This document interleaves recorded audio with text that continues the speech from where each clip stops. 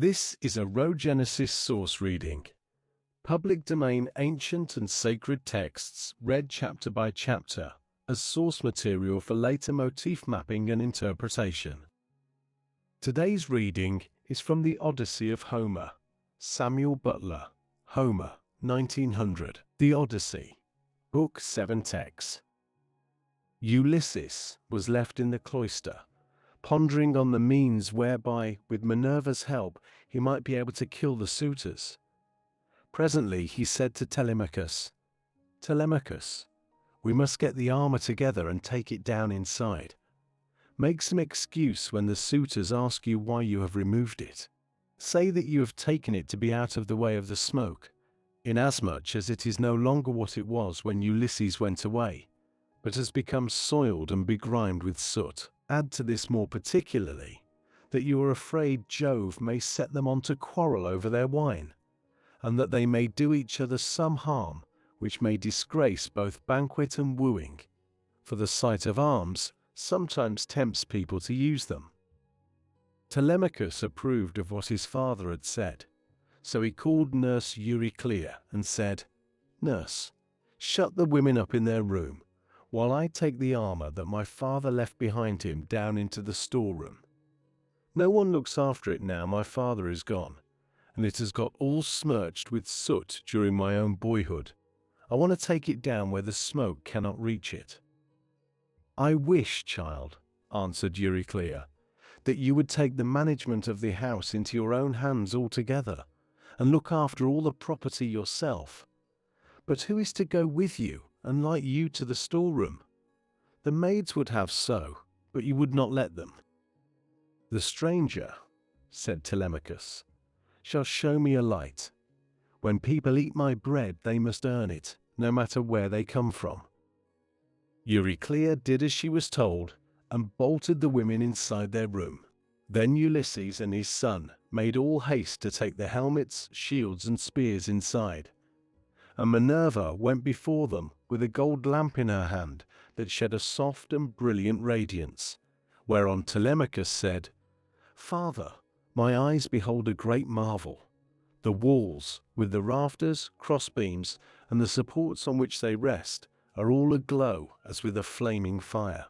Surely there is some god here who has come down from heaven." "Hush," answered Ulysses. "Hold your peace and ask no questions, for this is the manner of the gods. Get you to your bed, and leave me here to talk with your mother and the maids. Your mother in her grief will ask me all sorts of questions." On this, Telemachus went by torchlight to the other side of the inner court, to the room in which he always slept. There he lay in his bed till morning, while Ulysses was left in the cloister, pondering on the means whereby, with Minerva's help, he might be able to kill the suitors. Then Penelope came down from her room, looking like Venus or Diana, and they set her a seat inlaid with scrolls of silver and ivory near the fire in her accustomed place. It had been made by Igmalius and had a footstool all in one piece with the seat itself, and it was covered with a thick fleece. On this she now sat, and the maids came from the women's room to join her. They set about removing the tables at which the wicked suitors had been dining, and took away the bread that was left, with the cups from which they had drunk. They emptied the embers out of the braziers, and heaped much wood upon them, to give both light and heat. But Melantho began to rail at Ulysses a second time, and said, "Stranger, do you mean to plague us by hanging about the house all night, and spying upon the women? Be off, you wretch, outside, and eat your supper there, or you shall be driven out with a firebrand." Ulysses scowled at her and answered, "My good woman, why should you be so angry with me? Is it because I am not clean, and my clothes are all in rags, and because I am obliged to go begging about after the manner of tramps and beggars general? I too was a rich man once, and had a fine house of my own. In those days I gave to many a tramp, such as I now am, no matter who he might be nor what he wanted. I had any number of servants, and all the other things which people have who live well and are accounted wealthy. But it pleased Jove to take all away from me. Therefore, woman, beware lest you too come to lose that pride and place in which you now wanton above your fellows. Have a care lest you get out of favor with your mistress, and lest Ulysses should come home, for there is still a chance that he may do so. Moreover, though he be dead as you think he is, yet by Apollos will he has left a son behind him, Telemachus, who will note anything done amiss by the maids in the house, for he is now no longer in his boyhood. Penelope heard what he was saying, and scolded the maid. "Impudent baggage," said she. "I see how abominably you are behaving, and you shall smart for it. You knew perfectly well, for I told you myself, that I was going to see the stranger and ask him about my husband, for whose sake I am in such continual sorrow." Then she said to her head-waiting woman, Eurynome, "Bring a seat with a fleece upon it, for the stranger to sit upon while he tells his story, and listens to what I have to say. I wish to ask him some questions." Eurynome brought the seat at once, and set a fleece upon it. And as soon as Ulysses had sat down, Penelope began by saying, "Stranger, I shall first ask you, who and whence are you? Tell me of your town and parents." "Madam," answered Ulysses, "who on the face of the whole earth can dare to chide with you? Your fame reaches the firmament of heaven itself. You are like some blameless king who upholds righteousness as the monarch over a great and valiant nation.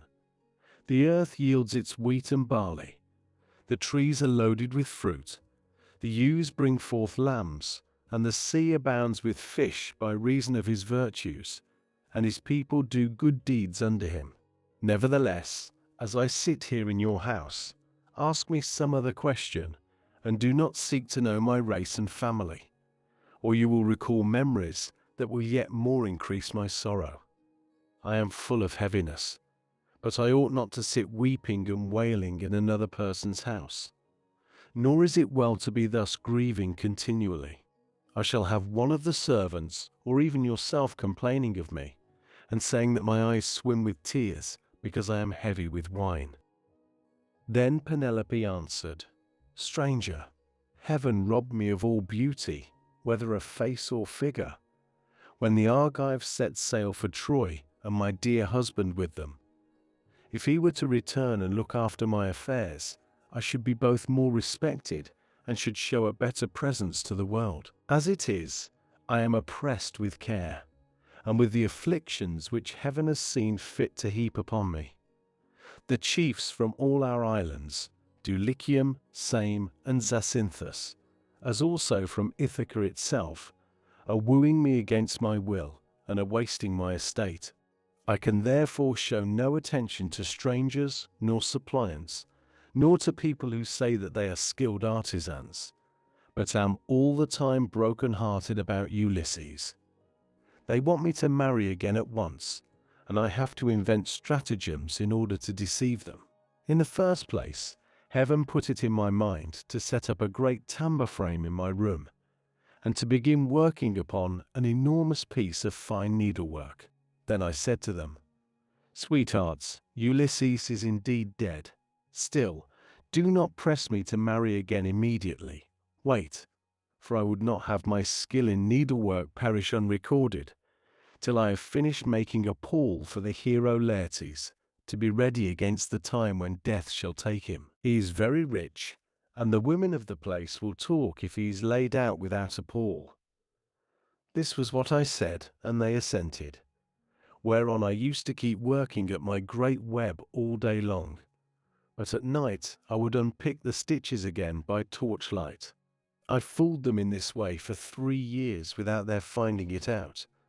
But as time wore on, and I was now in my 4th year, in the waning of moons, and many days had been accomplished, those good-for-nothing hussies, my maids, betrayed me to the suitors, who broke in upon me and caught me. They were very angry with me, so I was forced to finish my work, whether I would or no. And now I do not see how I can find any further shift for getting out of this marriage." My parents are putting great pressure upon me, and my son chafes at the ravages the suitors are making upon his estate, for he is now old enough to understand all about it, and is perfectly able to look after his own affairs, for heaven has blessed him with an excellent disposition. Still, notwithstanding all this, tell me who you are and where you come from, for you must have had father and mother of some sort. You cannot be the son of an oak or of a rock." Then Ulysses answered, "Madam, wife of Ulysses, since you persist in asking me about my family, I will answer, no matter what it costs me. People must expect to be pained when they have been exiles as long as I have, and suffered as much among as many peoples. Nevertheless, as regards your question, I will tell you all you ask. There is a fair and fruitful island in mid-ocean called Crete. It is thickly peopled, and there are 9 cities in it. The people speak many different languages which overlap one another, for there are Achaeans, brave Eteocritans, Dorians of threefold race, and noble Pelasgi. There is a great town there, Knossos, where Minos reigned, who every 9 years had a conference with Jove himself. Minos was father to Deucalion, whose son I am, for Deucalion had 2 sons, Idomeneus and myself.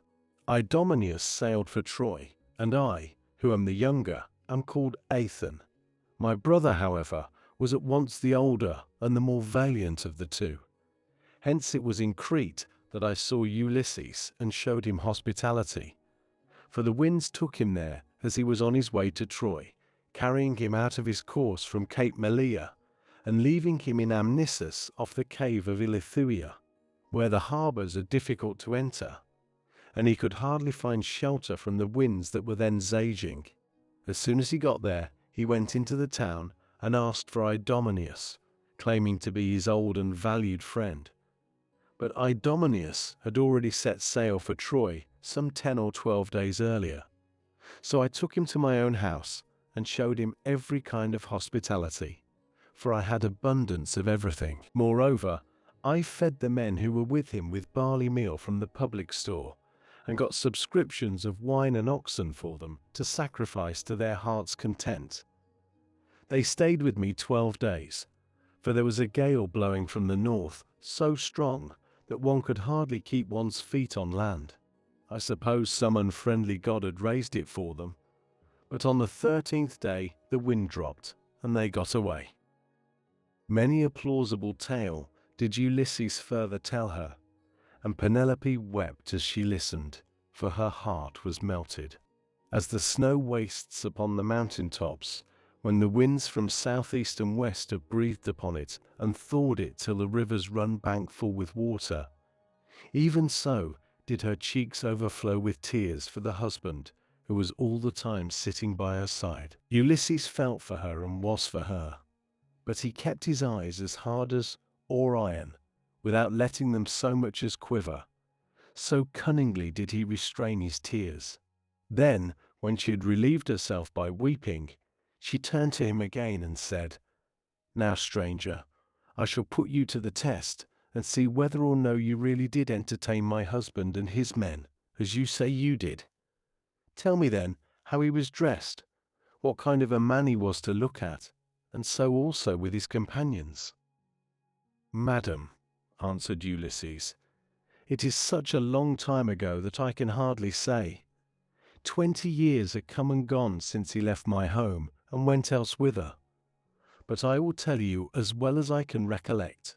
Ulysses wore a mantle of purple wool, double-lined, and it was fastened by a gold brooch with 2 catches for the pin.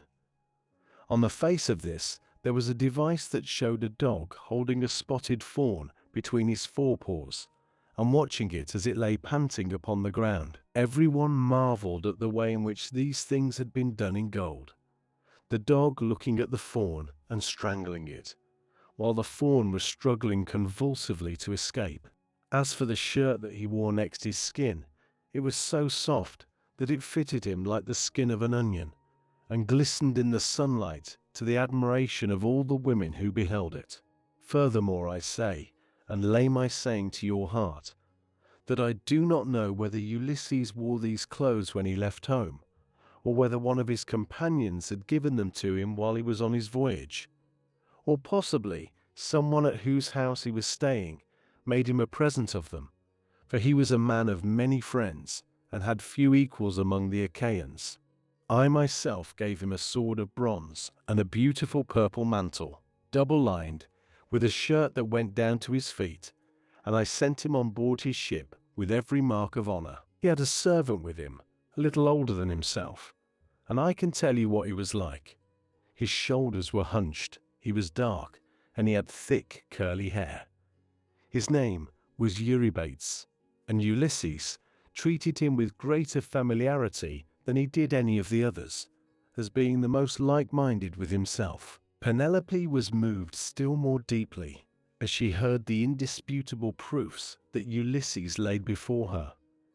And when she had again found relief in tears, she said to him, "Stranger, I was already disposed to pity you, but henceforth you shall be honored and made welcome in my house. It was I who gave Ulysses the clothes you speak of. I took them out of the storeroom and folded them up myself, and I gave him also the gold brooch to wear as an ornament. Alas, I shall never welcome him home again. It was by an ill fate that he ever set out for that detested city, whose very name I cannot bring myself even to mention." Then Ulysses answered, "Madam, wife of Ulysses, do not disfigure yourself further by grieving thus bitterly for your loss, though I can hardly blame you for doing so.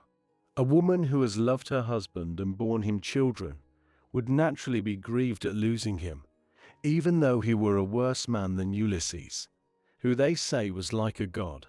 Still, cease your tears and listen to what I can tell. I will hide nothing from you, and can say with perfect truth that I have lately heard of Ulysses as being alive and on his way home. He is among the Thesprophans, and is bringing back much valuable treasure that he has begged from one and another of them. But his ship and all his crew were lost as they were leaving the Thrinacian island, for Jove and the sun god were angry with him because his men had slaughtered the sun god's cattle, and they were all drowned to a man. But Ulysses stuck to the keel of the ship and was drifted on to the land of the Phaeacians, who were near of kin to the immortals, and who treated him as though he had been a god, giving him many presents, and wishing to escort him home safe and sound. In fact, Ulysses would have been here long ago, had he not thought better to go from land to land gathering wealth. For there is no man living who is so wily as he is. There is no one can compare with him. Phaedon, king of the Thesprotians, told me all this, and he swore to me, making drink offerings in his house as he did so, that the ship was by the waterside, and the crew found who would take Ulysses to his own country. He sent me off first, for there happened to be a Thesprophian ship sailing for the wheat-growing island of Dulichium. But he showed me all treasure Ulysses had got together, and he had enough lying in the house of King Phaedon to keep his family for 10 generations. But the king said Ulysses had gone to Dodona, that he might learn Jove's mind from the high oak tree, and know whether after so long an absence he should return to Ithaca openly or in secret. So you may know he is safe and will be here shortly. He is close at hand and cannot remain away from home much longer. Nevertheless, I will confirm my words with an oath, and call Jove, who is the first and mightiest of all gods, to witness, as also that hearth of Ulysses to which I have now come, that all I have spoken shall surely come to pass. Ulysses will return in this self-same year. With the end of this moon and the beginning of the next, he will be here." "May it be even so," answered Penelope. "If your words come true, you shall have such gifts and such goodwill from me that all who see you shall congratulate you. But I know very well how it will be. Ulysses will not return, neither will you get your escort hence. For so surely as that Ulysses ever was, there are now no longer any such masters in the house as he was, to receive honorable strangers or to further them on their way home. And now, you maids, wash his feet for him, and make him a bed on a couch with rugs and blankets, that he may be warm and quiet till morning. Then, at daybreak, wash him and anoint him again, that he may sit in the cloister and take his meals with Telemachus. It shall be the worse for any one of these hateful people who is uncivil to him. Like it or not, he shall have no more to do in this house. For how, sir, shall you be able to learn whether or no I am superior to others of my sex, both in goodness of heart and understanding, if I let you dine in my cloisters squalid and ill-clad? Men live but for a little season. If they are hard and deal hardly, people wish them ill so long as they are alive, and speak contemptuously of them when they are dead. But he that is righteous and deals righteously, the people tell of his praise among all lands, and many shall call him blessed. Ulysses answered, Madam, I have forsworn rugs and blankets from the day that I left the snowy ranges of Crete to go on shipboard. I will lie as I have lain on many a sleepless night hitherto. Night after night have I passed in any rough sleeping place and waited for morning. Nor again do I like having my feet washed. I shall not let any of the young hussies about your house touch my feet. But if you have any old and respectable woman who has gone through as much trouble as I have, I will allow her to wash them. To this Penelope said, My dear sir, of all the guests who ever yet came to my house, there never was one who spoke in all things with such admirable propriety as you do. There happens to be in the house a most respectable old woman, the same who received my poor dear husband in her arms the night he was born, and nursed him in infancy. She is very feeble now, but she shall wash your feet. Come here, said she, Euryclea, and wash your master's age-mate. I suppose Ulysses' hands and feet are very much the same now as his are, for trouble ages all of us dreadfully fast. On these words, the old woman covered her face with her hands. She began to weep and made lamentation, saying, My dear child, I cannot think whatever I am to do with you. I am certain no one was ever more God-fearing than yourself, and yet Jove hates you. No one in the whole world ever burnt him more thigh bones, nor gave him finer hecatombs when you prayed you might come to a green old age yourself and see your son grow up to take after you. Yet see how he has prevented you alone from ever getting back to your own home. I have no doubt the women in some foreign palace, which Ulysses has got to, are gibing at him as all these sluts here have been gibing you. I do not wonder at your not choosing to let them wash you after the manner in which they have insulted you. I will wash your feet myself gladly enough, as Penelope has said that I am to do so. I will wash them both for Penelope's sake and for your own, for you have raised the most lively feelings of compassion in my mind. And let me say this moreover, which pray attend to. We have had all kinds of strangers in distress come here before now, but I make bold to say that no one ever yet came who was so like Ulysses in figure, voice, and feet as you are. Those who have seen us both, answered Ulysses, have always said we were wonderfully like each other, and now you have noticed it too. Then the old woman took the cauldron in which she was going to wash his feet, and poured plenty of cold water into it, adding hot till the bath was warm enough.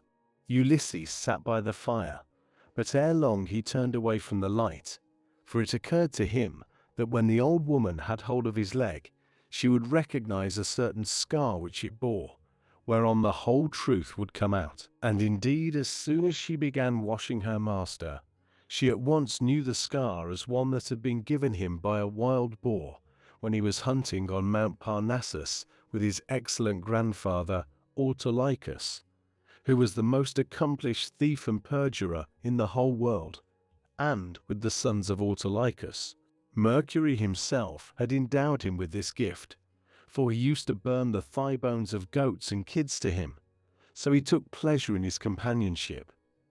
It happened once that Autolycus had gone to Ithaca, and had found the child of his daughter just born. As soon as he had done supper, Eurycleia set the infant upon his knees and said, "You must find a name for your grandson. You greatly wish that you might have one." "Son-in-law and daughter," replied Autolycus, "call the child thus. I am highly displeased with a large number of people in one place and another, both men and women.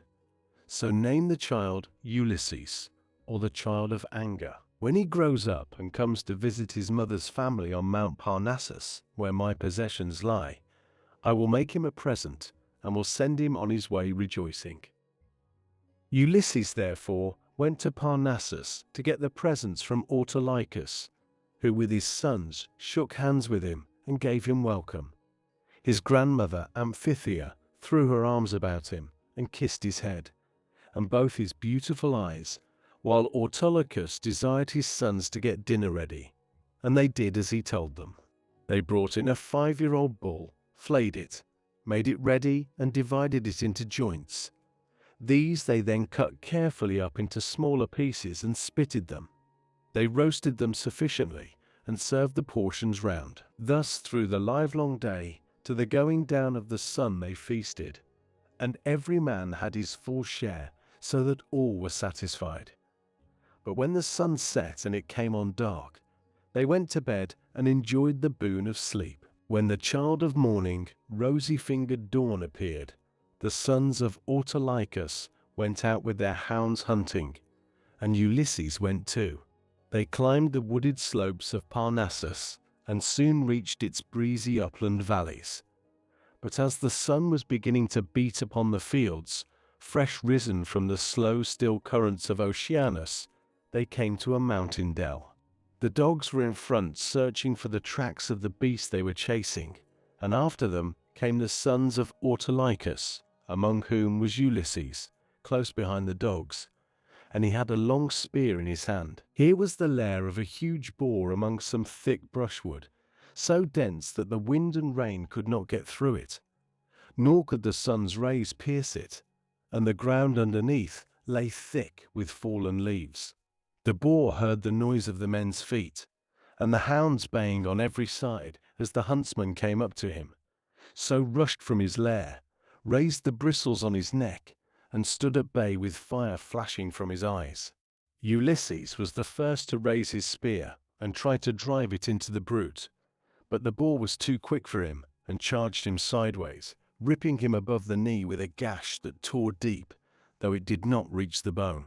As for the boar, Ulysses hit him on the right shoulder, and the point of the spear went right through him, so that he fell groaning in the dust until the life went out of him. The sons of Autolycus busied themselves with the carcass of the boar and bound Ulysses' wound. Then, after saying a spell to stop the bleeding, they went home as fast as they could. But when Autolycus and his sons had thoroughly healed Ulysses, they made him some splendid presents and sent him back to Ithaca with much mutual goodwill. When he got back, his father and mother were rejoiced to see him and asked him all about it and how he had hurt himself to get the scar. So he told them how the boar had ripped him when he was out hunting with Autolycus and his sons on Mount Parnassus. As soon as Eurycleia had got the scarred limb in her hands and had well hold of it, she recognized it and dropped the foot at once. The leg fell into the bath, which rang out and was overturned, so that all the water was spilt on the ground. Eurycleia's eyes between her joy and her grief filled with tears, and she could not speak. But she caught Ulysses by the beard and said, "My dear child, I am sure you must be Ulysses himself, only I did not know you till I had actually touched and handled you." As she spoke, she looked towards Penelope, as though wanting to tell her that her dear husband was in the house.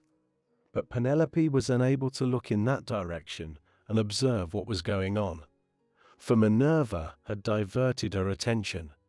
So Ulysses caught Eurycleia by the throat with his right hand, and with his left drew her close to him and said, "Nurse, do you wish to be the ruin of me? You who nursed me at your own breast, now that after 20 years of wandering, I am at last come to my own home again?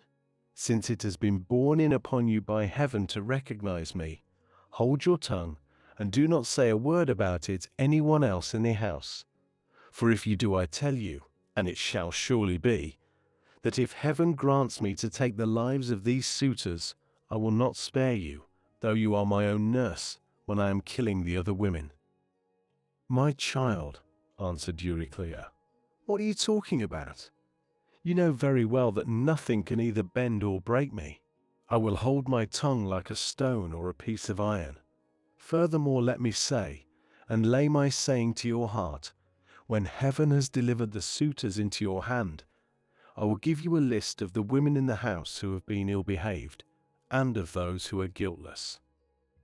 And Ulysses answered, Nurse, you ought not to speak in that way. I am well able to form my own opinion about one and all of them. Hold your tongue and leave everything to heaven.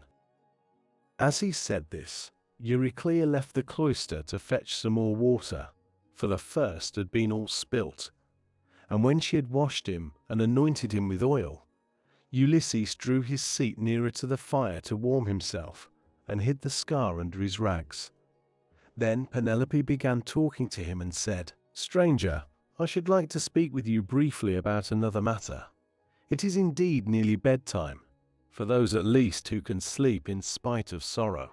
As for myself, heaven has given me a life of such unmeasurable woe, that even by day when I am attending to my duties and looking after the servants, I am still weeping and lamenting during the whole time. Then, when night comes and we all of us go to bed, I lie awake thinking, and my heart comes a prey to the most incessant and cruel tortures.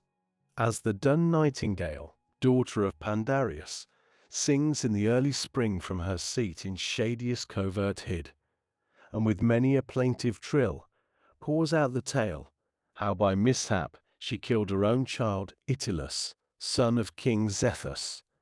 Even so does my mind toss, and turn in its uncertainty whether I ought to stay with my son here, and safeguard my substance, my bondsman, and the greatness of my house, out of regard to public opinion, and the memory of my late husband, or whether it is not now time for me to go with the best of these suitors, who are wooing me, and making me such magnificent presents. As long as my son was still young and unable to understand, he would not hear of my leaving my husband's house. But now that he is full grown, he begs and prays me to do so, being incensed at the way in which the suitors are eating up his property. Listen, then, to a dream that I have had, and interpret it for me if you can.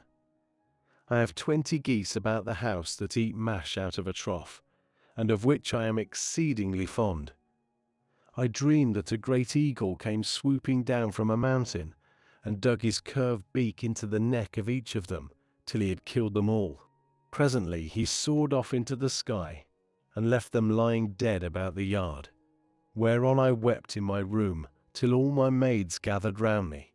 So piteously was I grieving, because the eagle had killed my geese. Then he came back again, and perching on a projecting rafter, spoke to me with human voice, and told me to leave off crying. Be of good courage, he said, daughter of Icarius. This is no dream, but a vision of good omen that shall surely come to pass. The geese are the suitors, and I am no longer an eagle, but your own husband, who am come back to you, and who will bring these suitors to a disgraceful end. On this I woke, and when I looked out, I saw my geese at the trough, eating their mash as usual. This dream, madame, replied Ulysses, can admit but of one interpretation. For had not Ulysses himself told you how it shall be fulfilled? The death of the suitors is portended, and not one single one of them will escape. And Penelope answered, Stranger, dreams are very curious and unaccountable things, and they do not by any means invariably come true. There are 2 gates through which these unsubstantial fancies proceed. The one is of horn, and the other ivory. Those that come through the gate of ivory are fatuous, but those from the gate of horn mean something to those that see them. I do not think, however, that my own dream came through the gate of horn, though I and my son should be most thankful if it proves to have done so. Furthermore I say, and lay my saying to your heart, the coming dawn will usher in the ill-omened day that is to sever me from the house of Ulysses, for I am about to hold a tournament of axes. My husband used to set up 12 axes in the court, one in front of the other, like the stays upon which a ship is built. He would then go back from them and shoot an arrow through the whole 12. I shall make the suitors try to do the same thing, and whichever of them can string the bow most easily and send his arrow through all the 12 axes, him will I follow, and quit this house of my lawful husband, so goodly and so abounding in wealth. But even so, I doubt not that I shall remember it in my dreams. Then Ulysses answered, Madam, wife of Ulysses, you need not defer your tournament, for Ulysses will return ere ever they can string the bow, handle it how they will, and send their arrows through the iron. To this, Penelope said, As long, sir, as you will sit here and talk to me, I can have no desire to go to bed. Still, people cannot do permanently without sleep, and heaven has appointed us dwellers on earth a time for all things. I will therefore go upstairs and recline upon that couch which I have never ceased to flood with my tears from the day Ulysses set out for the city with a hateful name. She then went upstairs to her own room, not alone, but attended by her maidens, and when there, she lamented her dear husband till Minerva shed sweet sleep over her eyelids. This reading now enters the Rhogenesis Source Archive. Later, we will return to it to trace its motifs, symbols, and recurring questions across other traditions. For now, the source has spoken. The source returns first. Meaning follows. Thank you for listening.